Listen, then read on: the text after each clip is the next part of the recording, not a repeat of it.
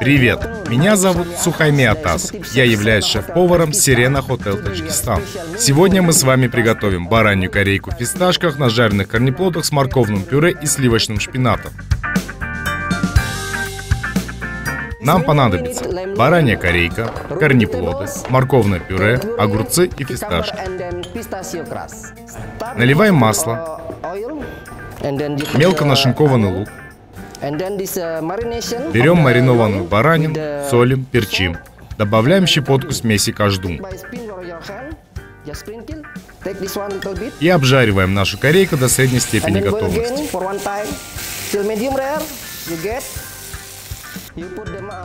Обмазываем горчицей и обсыпаем фисташками.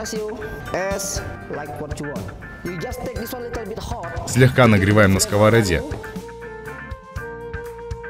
Далее мы отправляем баранину в духовку на 10 минут.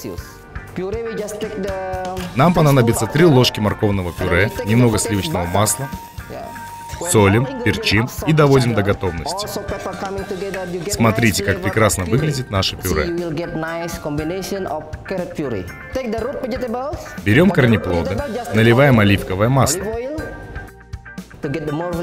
Добавляем морковь, картофель, немного сливочного масла, соль и перец.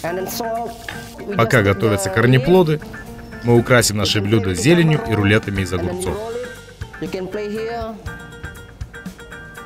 Кладем наши готовые корнеплоды на блюдо. Обжариваем шпинат и лук,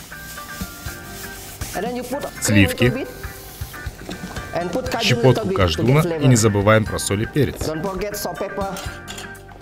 Кладем наш сливочный шпинат поверх корнеплода. Слегка польем оливковым маслом, и наше прекрасное блюдо готово.